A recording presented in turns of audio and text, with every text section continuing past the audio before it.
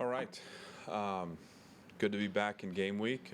Obviously, coming out of the Missouri game, I thought there were some definite things to build upon and some positive points. Obviously, frustrated with the lack of result, and also had to get through the sting and the feeling, the emotion behind falling short, and that has impact. And tough people have to step back into the fight. Thought our team did that during the bye week. I thought we had a productive week. Still trying to work back healthy, and at this time of year, I think everyone's struggling with that. But feel like we've had a good start to the week here as we head into our salute to service game against South Carolina. Excited to be back home. Excited to honor the men and women who serve our country, and look forward to watching this team compete on Saturday for a good result and against a good South Carolina team. So that'll open up for questions. What is AJ Swan's status for this weekend? We're heading in the right direction with AJ. He was able to practice today, so felt good about that. Still needs to make it through the week, but so far so good. What was the difference in your defense first half and second half from calls to execution to all of it? Well, I mean, I look at the first half and I see like two plays. The long over that was a chunk that I felt like flipped the field, and that was capped. It didn't go for a touchdown, but I thought was just a momentum builder for them. From there, I think it was a reverse that they ended up running in against man coverage, and we just had poor leverage in pursuit there.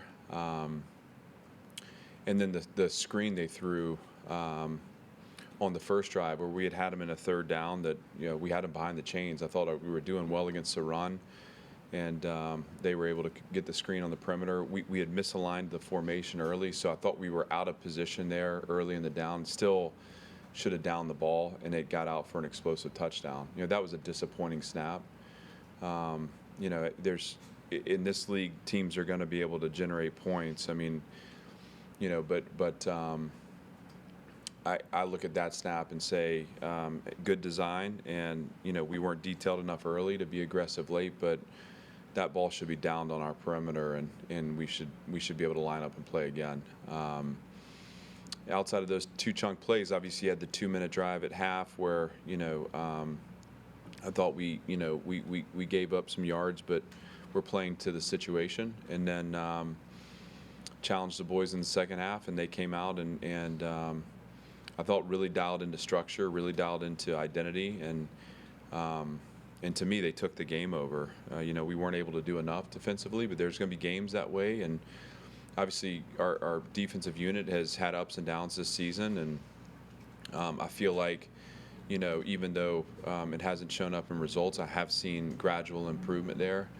And so I'm excited to continue that. And I think they're growing confidence. I think they're growing confidence together. We have to be detailed in our execution to give us a chance to play good defense. And when we're not, we have shown that we'll give up explosive touchdowns. I think in the last few weeks we've been able to settle that aspect down. And when we play to an identity, we've been at times been able to dictate the terms of play. I talked after the Georgia game just about the difference between being a participant and being an aggressor. When you do your job at a really high level on defense, you allow the other 10 people to be in position and do their jobs, and the structure will take care of you. You have to be committed to that. That can be the difference between 1st and 10 going to 2nd and 12 and 1st and 10 going to 2nd and 2. And that's a big deal when it comes to defending the offenses in our conference.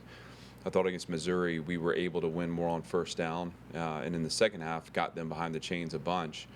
And then it was the third down execution and the sacks that allowed us to end drives. So I see growth. I see a pattern of growth there that we got to continue. We got a good offense we're playing this weekend with weapons that'll test us for sure.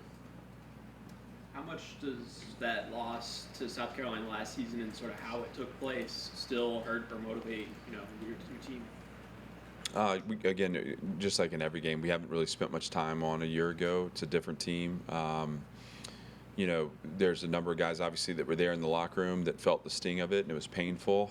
But we're not going to carry that with us onto the field. We're focused on this team playing at its highest level, and we think we have a chance to do that.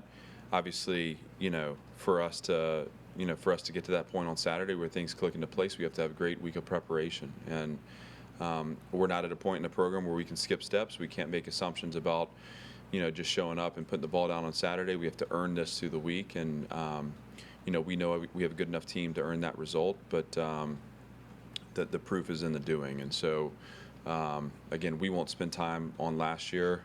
Those of us that were there and remember it, but we're not going to use that as leverage, emotional leverage this week. To me, this is about this team, Team 2, finding a higher level of performance and putting a complete game together against a conference opponent.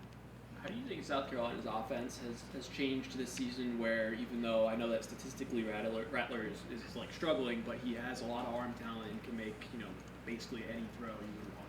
Yeah, he's impressive, and has had spurts of really impressive play. I think they have good skill and big receiving targets too. Obviously, a really talented run game, and that makes for a good offense. He at times has been knocked off rhythm, but when he has time and when he's able to step into throws and when he's able to see pre-snap what coverage he's getting, he gets the ball out on time and in location, and like you said, he's got the arm strength to make all the throws. So a quarterback of his caliber has the chance to create explosive plays in the pass game. I thought against Missouri he made a couple of critical runs too, where he has the athleticism to split your box and to create chunk gains that way and to convert third downs. And so he's talented, and it's gonna, we're gonna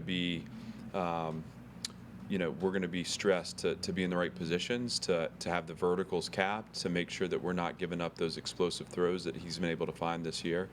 And then from there, we're going to rely on our front four plus, pressure to try to shorten the down at times too. And we were able to do that effectively against Missouri. Thought we were able to do that in the second half against Georgia to a certain extent. That's got to be a part of our formula as well, because when we give the opponent time, ultimately what they've proven this year is they're going to find the open window, and that hasn't been effective for us. Darren Agu, Stevens, Sinaniola, Chase Gillespie, Ben Cox, are they all good to go? They're on the depth chart. Yeah, some of those will be wait and see evaluations. It's a matter of just progress to return. All expected to be available, but can't say for certain yet that by Saturday they'll be there with us. What kind of stands out about South Carolina's defense? They've certainly played well for most of the season. When you look at this team, you see a team that obviously is capable on offense, that has been disruptive on defense, that in league games they've been able to capitalize on big plays early and create turnovers that have been certainly influential in the outcomes of games. And then you see a special teams group that is game changing as well. I think so much of the pressure they put on you is that you can't make mistakes against this team. They've proven they'll capitalize on those mistakes, and they build on that momentum. They build on the positive play, and there's a ripple effect there. I thought Missouri did a nice job of kind of staying in their plan and not ever beating themselves, and that gave them a chance to build the lead that they got. But South Carolina is a dangerous team, and again, I see that in all three phases. Their special teams, I think FEI ranks them the #1 special teams in the country. They've blocked a bunch of kicks. They've returned some for touchdown. What makes them tick? What's really a headache for you guys to try to deal with there? Well, they have skilled players that they put in really good positions, and I think when you have a team that's well designed, and Coach Limbo does a great job with their special teams group, and obviously Coach Beamer and his family history, that's always been an important part of the way they've played football, but they design really well around the skill they have, and then they capitalize on your mistakes. So, if half of the success of a punt block is in the design of the rush, the other half is in finding the weak spot in the protection, and they've proven to be able to do that really well. And obviously, we understand the importance of not just not giving up those big plays, but creating plays for ourselves on special teams. We're gonna need to be on point and on our game in that phase, and if we're not, they'll make us pay for it. They had a long return against Missouri called back. I mean, the long return against Texas A&M to open the game. This is a very capable group in all the phases of their special teams, and they're gonna put pressure on us. We gotta respond, not just by being solid, but by putting and applying pressure on our side too.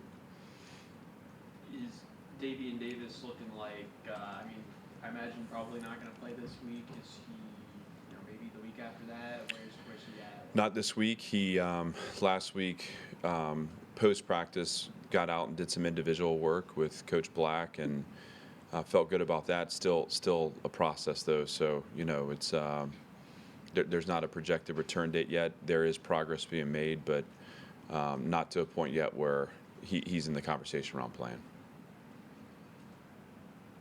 Anything else? Thank you. Thanks, guys. Thank you.